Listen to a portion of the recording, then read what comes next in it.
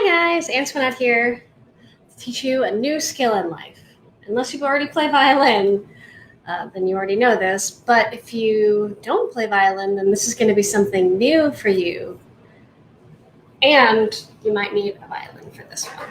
So in the first class, we talked about holding the violin up. And the second class, we talked about how to pluck the strings. Last class, we talked about how to hold the bow. In fact, we did it on a pencil, right? We did this, quick recap.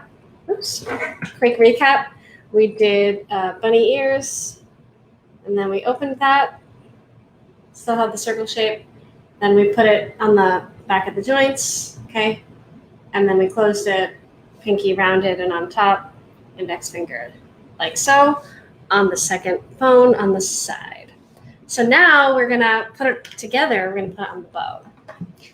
So we did start to talk about this, but I want to show you some exercises because a lot of people's pinkies are weak. You have weak pinkies. You know why? Because you're a human being. That's right. We're not built with incredibly small pinkies. An important, what do you call this? Not appendage. An important little guy. But you got to strengthen it to play violin and honestly many other instruments as well. Piano, everything requires a fourth finger. I don't know, really, maybe. Okay, so we know that your thumb is going to go half on the stick, half on the frog, black thing, frog.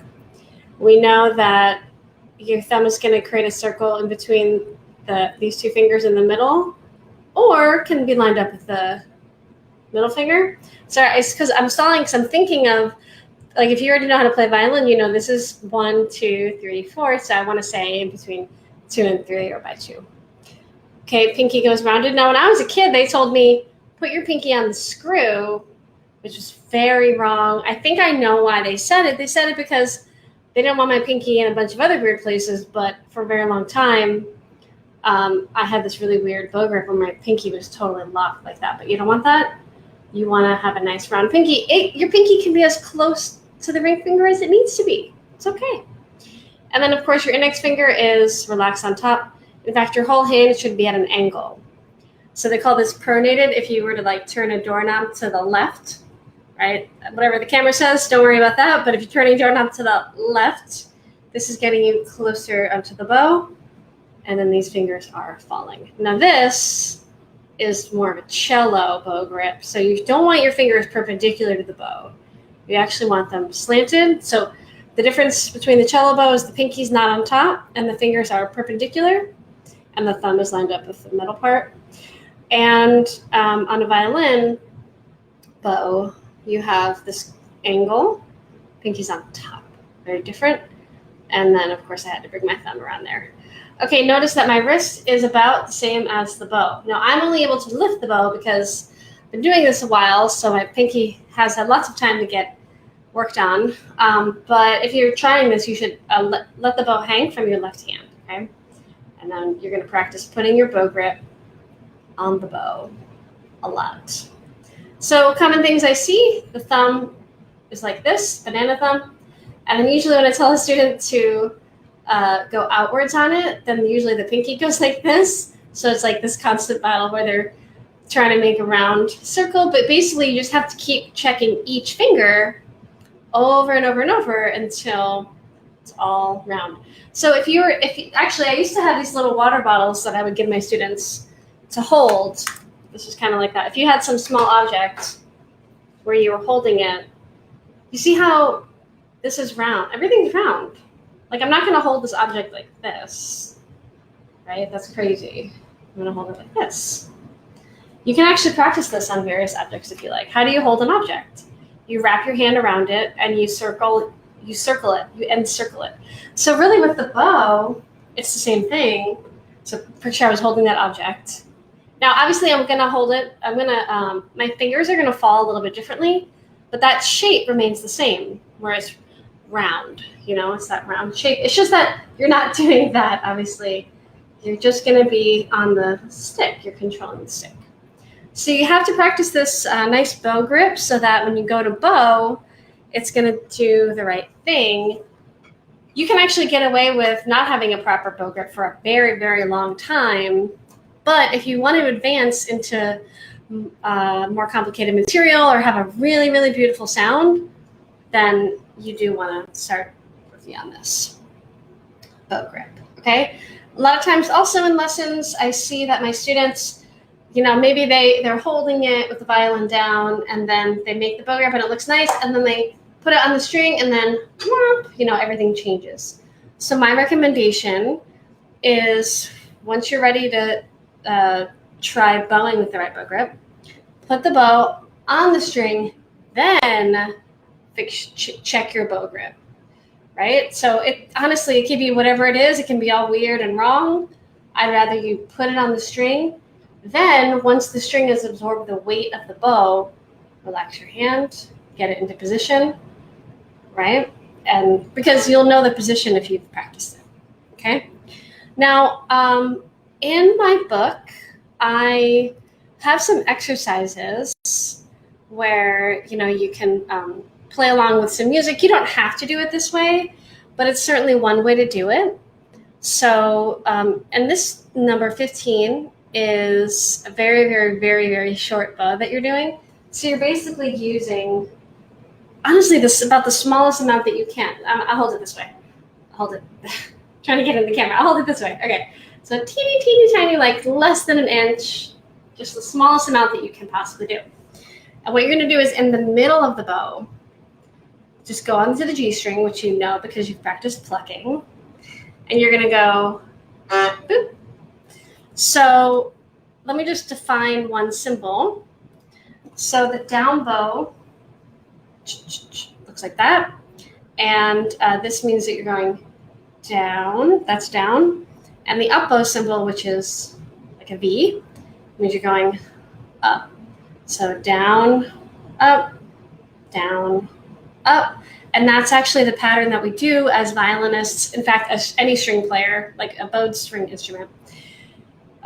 You generally always start on down.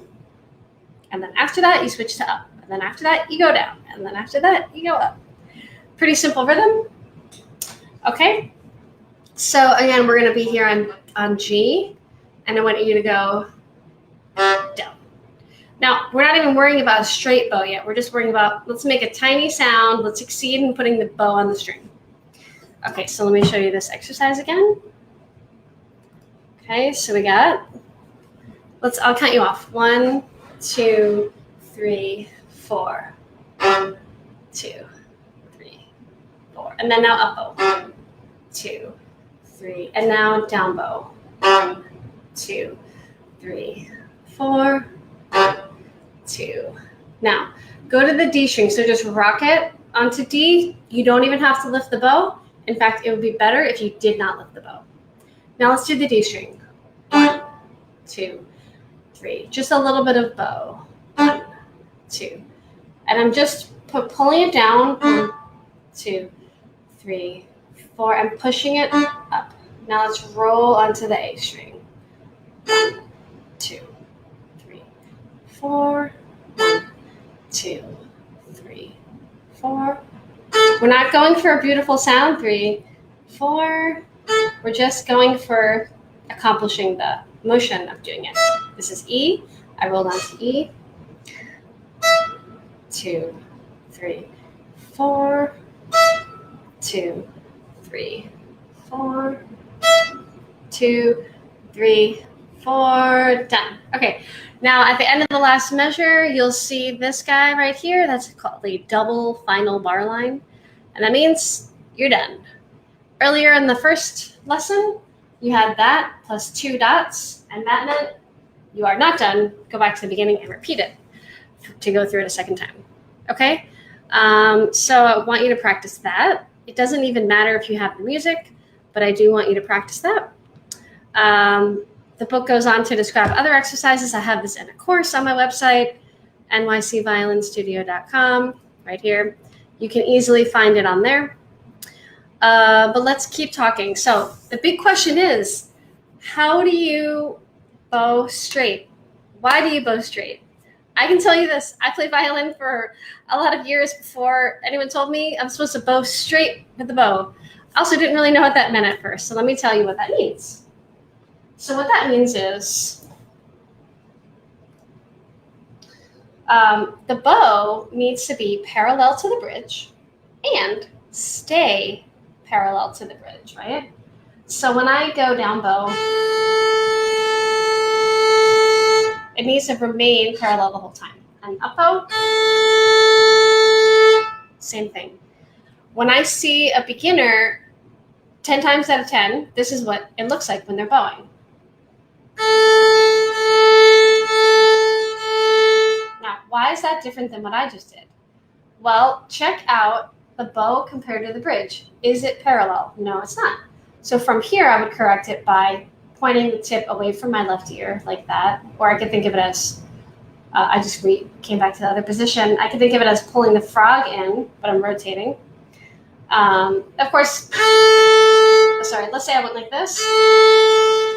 Okay, you can see that the bow is not parallel. So what I do, I would push out and fix that ankle. Nothing else changed, but see how my elbow is back here?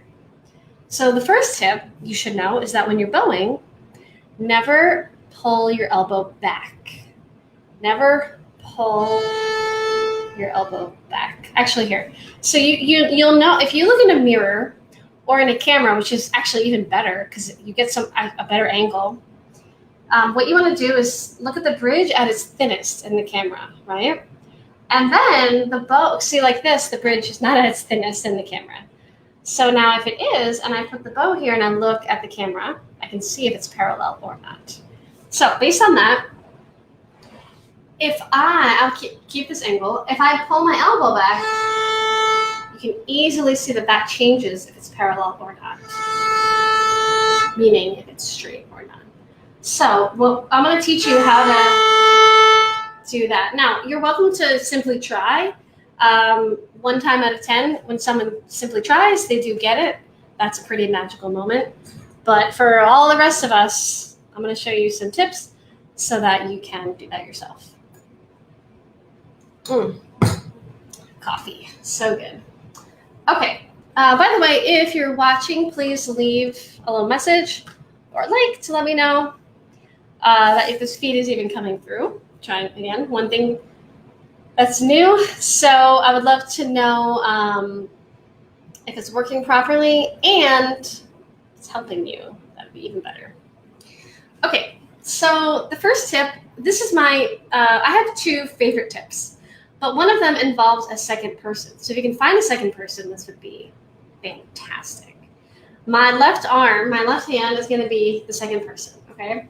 And in fact, for this instance, I'm going to use a shoulder rest because it's going to help me keep the violin up, okay? I personally don't really use a shoulder rest. I have a different setup. I'll go over that in another video. Okay, this will help me for this moment. It's my other half of the second person. Okay, so what I'm going to do is I'm going to put the tip of the bow on the A string, because it's a nice comfortable string. And person number 2 is going to hold the bow at the tip and make sure that the bow is parallel to the bridge, because if it's not, it's kind of defeating the purpose of this exercise. So person number 2 is holding the bow, and you, which you have the violin up, you have your bow grip on the bow. You're going to slide your hand up the bow like this, and down,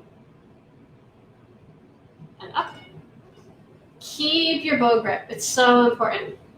Okay, now I've seen a lot of people, like, as they're doing this, they're going like they're doing some weird thing, but look, my pinky isn't even touching the bow. So when you do this, you need to have the bow grip and keep every single contact point that we talked about in place. And you'll notice that what happens, my elbow never goes back. Isn't that incredible? I'm following a straight line. Now, when I come up, I'm going up bow, I come past the midway point, my elbow does draw an arc inward. My wrist bends. That's good and normal. When I go down, my wrist kind of goes the other way, and my elbow comes in a little bit. This I found to be the #1 most effective, most efficient exercise by far. But in the age of COVID on the internet, the age of COVID internet lessons, I found this one a little bit more difficult because I would never expect an absolute beginner to know about holding it and keeping it straight and everything. So, yeah. Okay, so if you can't do that exercise, this is my second favorite one. So it's squares and triangles. I didn't make this up, but it's a great one. So here, when I'm in the middle of the bow, about the middle of the bow, you can see that this is basically a square. I mean, it's not a perfect square, I know, but it's pretty close, okay? So when I go to the tip, so I'm a little bit past the middle. It's a little bit different for everybody. When I go to the tip, I want to make a triangle. Let me get rid of this bottom caption here so you can see me a little better. I want to get rid of the square, and I want to form somewhat of a triangle. Okay? So, what do? Well, just like we did in that first exercise, or maybe you can just imagine it, I am going to kind of push my elbow in meaning like the inner part of the elbow is going to go towards my body. So, yeah. Okay, so making a triangle. And what happened? My bow stayed parallel to the bridge. Amazing. Let's go back to the middle only. Tip. Middle. Now, yes, I do recommend practicing with a mirror, but it can drive you crazy, so be careful on that. Okay, so I don't want to take up too much of this video with taking you through it, so I'll just show you the next part, but practice that for sure. So now, from the middle to the frog. So we're going to go up bow. And now our arm has a small triangle. Back to the middle is a square. Back to the frog. Triangle. Square. Again, you're not aiming for a perfect sound right now. You're just aiming to get the shape. Okay? So once you have the top half and then the bottom half, then you can start combining them. Start in the middle, go to the tip, down for a triangle, up for a square, and then keep going. Triangle. Square, triangle. Square, triangle. Now, if you were able to do the first exercise I told you, and then this one, you're going to be on a really good track. I would say if you practice with a mirror or a camera, don't do it more than, say, 40% of the time, because it'll drive you a little crazy because everything's in reverse. Just a little tip. Okay, so what else can I teach you? If you have any questions, now would be the perfect time to ask them. Let's see. We got bowing. We got a straight bow. I think that's pretty much all I meant to cover. Oh, yeah. So you know what? I'm going to leave you with a couple bowing exercises, hand-on bow bowing exercises to strengthen that pinky, because we know it needs strengthening. So few students come in with a very strong pinky. It always shocks me when they do. Okay, so I like, when a new student is starting, I like to have the default position be vertical because the bow weighs less. This is like the most weight you could have, okay? So vertical, and this is what I always take my students through. I should have done this at the beginning, but I think I'm doing it at the end because I wanted to leave it as homework for you. All right, so do this with me. Ready? Just draw a circle. Sorry, no. We're going to draw a straight line. Straight line. Okay. Just this, so three-dimensionally, I'm not doing anything crazy. Just doing a straight line. Okay? I'm not going out. Okay. Straight line this way, left, right. Okay, straight line, rocket chip, up and down. The point of this is to just keep your bow grip while you're doing something with the bow. Okay, now let's do a circle. So again, this is just one-dimensional. I don't know. Does it make sense? Two-dimensional? It's two-dimensional. Okay, I'm not doing anything wild. Reverse. I notice that adults usually get this pretty fast. Sometimes I'll stop a student and say, wait, check your pinky. It's locked. And then they'll have to unlock it, round it out again. Okay, let's continue with that circle in the other direction. Good. Then we do stir the pot. Right, now this is finally three-dimensional stirring this pot with this bow spoon of mine. Okay, other direction. Again, this is just to get used to moving the bow while you have a bow grip on it. All right, even though it's called bow grip, don't grip onto it with your life. It should be actually a very loose hold. I'll leave you with maybe one last exercise at the end. Okay, so the next thing is windshield wipers. I have a very gradient approach to this. First, I want you to put the stick down. And I want you to go past horizontal and give it a few bounces. Now, where do you feel the pressure? If your bow grip is as loose as it should be, you should feel it on the index finger. I got this one from a friend and teacher, Allison Clare. She taught me this one. Now, if you have a very tight bow grip, you're going to say, I feel the pressure on all the fingers. Okay, and loosen up, relax, let it bounce, or make sure that you're past horizontal. And that's important. This pressure on the index finger translates exactly over to playing. And of course, the thumb will feel a little pressure too. Okay, now bring it vertical. Now, I want you to go the tiniest bit, hair down, maybe like 10 degrees. Make sure when you start, your pinky is round.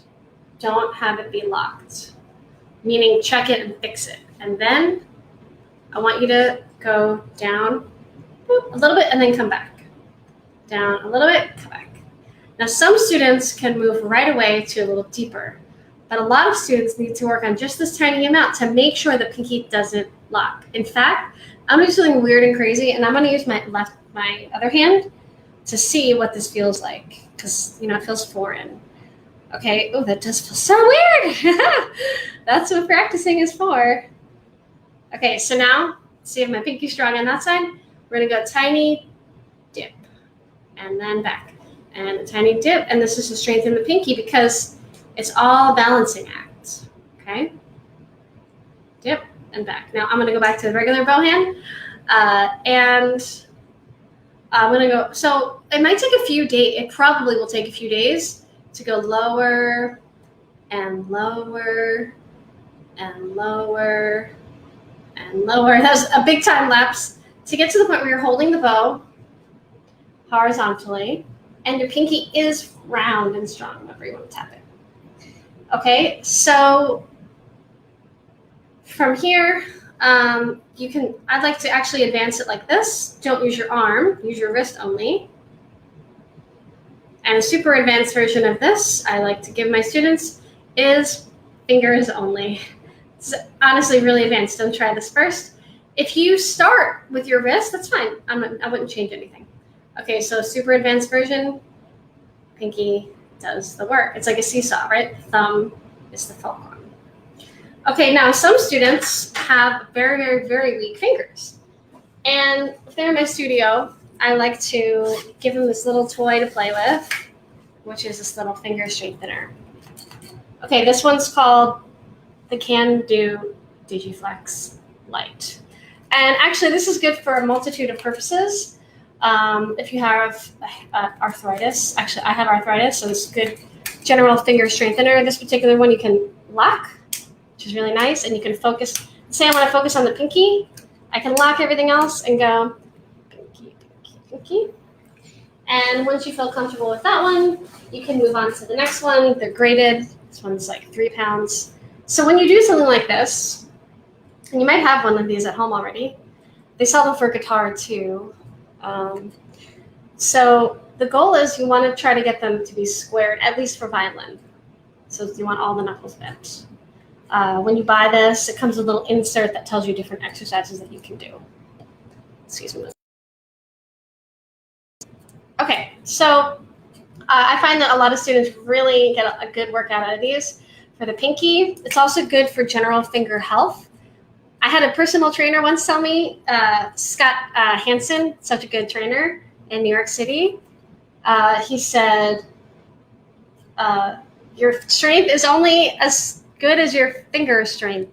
Because if you're lifting weights, obviously. If you're lifting weights, you probably already know that. So don't take me as the authority on that. Okay, so I promised you I would show you one last exercise for the bow. And this is a tricky one because this is one you probably wouldn't have expected. It has to do with how strong your bow hold is. Okay, so what I want you to do is, you can be over a table or have your hand going or something. So you're going to drop this, but very meticulously. So I want you to put your bow grip on the pencil. Don't use the bow. And I want you to loosen your bow grip. Some people start super tense, right? So whatever your level of tension, I want you to loosen your bow grip, loosen your bow grip, loosen your bow grip, like yoga. Loosen your bow grip, keep loosening, and at some point it will drop. Then you're going to take the pencil and you're going to put it, for a second time, you're going to hold it, put it back in, regular bow grip. I don't care what tension you start at. I can't even see your tension, so I don't even know. You can do this right now, even if you don't have a violin. And what you're going to do is you're going to loosen, loosen, loosen. And what you're looking for is the spot just before you drop it. Loosen. Okay, now really focus on that spot right before you drop it. And now we're going to do it again. And right before you're about to drop it, I want you to keep your bow grip on the pencil. So form the bow grip. I know I'm doing it a lot faster than you probably are, depending on your level. So loosen, loosen, loosen, loosen. And when you get to that point right before you're going to drop it, you have the perfect tension to hold the bow. So ideally, you're not going to drop your bow, but even just the grip, the finger, the fingerprints on the fingers, that grip stuff, right? So even just the friction of your fingers against the stick is enough to hold the bow there. Because, you know why? Guess where the friction is? The friction is between the rosin on the hair and the string. You don't need to grip on the bow. It's going to, look. You don't need any tension on this at all. And there are exercises too to get you bowing very, very lightly. Okay, we have a comment I'd like to answer. When the first time I hold my bow was I gripped my bow like holding a pipe, kind of hard for the first time. Yeah, so you got to be careful of that. The harder you hold the bow, the more intense your sound is going to be, not in a good way. So you want to, one thing you can do, and so in private lessons, of course, you address these things individually, but sometimes when I have a student who has a very, very tight grip, I'll have them relax certain fingers or even take them off the bow just to prove that your bow should be gliding across the string. Like, look, I need at least 2 fingers because the thumb is under the bow and the other finger is on top of the bow. I need something. It could honestly, I guess, be any finger, but the point is, it can be any finger. The point is to prove that you don't have to press. Oh, see, do you see that my hair, the distance of my hair to stick go away? You don't have to press, nor do you have to grip on for dear life, okay? Cool. Any other questions? I really like answering questions because it lets me know where you guys are at and what you're working on and how I can help. That's the whole idea. All right, cool. Well, this is fun. I hope I taught you something new. And I'm gearing up to teach some group lessons online. I normally do them in person, but it's COVID. Everything's online. So I'm kind of focusing more on more advanced students, but I want to be able to catch up absolute beginners and beginners as well. Plus, this bow stuff is something that really a lot of students need to work on unless they've been working with a private teacher for a very long time. A lot of times they do need to fix it. Though, sometimes I'm surprised by how great some bow grips are. There are some really good teachers out there, especially Suzuki teachers. Those students usually have this beautiful, picturesque bow grip. So, but a lot of times, if you started learning violin in school like I did, you didn't quite get the attention that you needed, and so you just went with whatever worked, and then later on you wondered why your sound isn't that good, or why you're scratchy, why you can't control the bow, why the bow isn't staying straight, and it's all these reasons. So I just got inspired to tell you one last fact about the bow and the bow grip, so please let me. That's okay. So the purpose of each finger, the thumb is holding it up. Without the thumb, you can't hold the bow up. These two, I've heard these fingers referred to as the huggers, which I never had thought of them that way, but I guess it's true. So they're the only ones on this side of the bow, right? And then the pinky's on top and the index finger is on top, but what do? So I kind of covered this in the last video. They go like this. So the pinky can actually, if you lift the pinky, it can change the angle of the bow, and if you press the pinky, right? And the index finger, what it does is, if you press, I'm going to press really hard so you can see. If you press really hard, you get a harder sound on the violin, meaning an accent. Or there's a certain bowing technique where you never stop the bow. Let me show you my hand.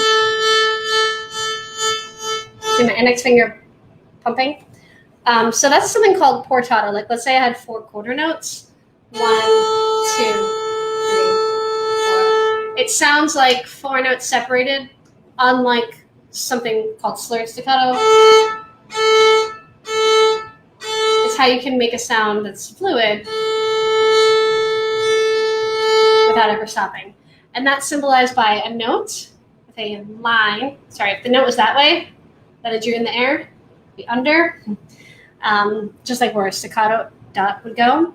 And when it has that plus a big old slur or tie, and that's called portato or lore. But I've never heard anyone actually call it that, but I've seen that. All right, guys. Well, actually, there's so many things to say about bowing that I do feel like I have to cut it at some point to keep this short. But please send me your questions. I will gladly answer them. I would say bowing is the #1 thing to get good at and to learn on the violin. Because let's say you're doing a recording for someone, I'll answer your question in a second. Let's say you're doing a recording for someone, like you practice, you've got a gig, you're going to do a gig, you're going to record. Sometimes they just need open strings. And if you don't have a beautiful sound, how is that going to come across the recording? You can't fake that. You can't add vibrato. Sometimes they really do want open strings, okay? Or like if you're doing double stops, and you don't have a nice, beautiful sound, then it's not going to be very good. Okay, another question. Is it okay to apply rosin on my strings? They say it's so that you can eliminate the so-called beginner sound. No, that is not a solution in the slightest.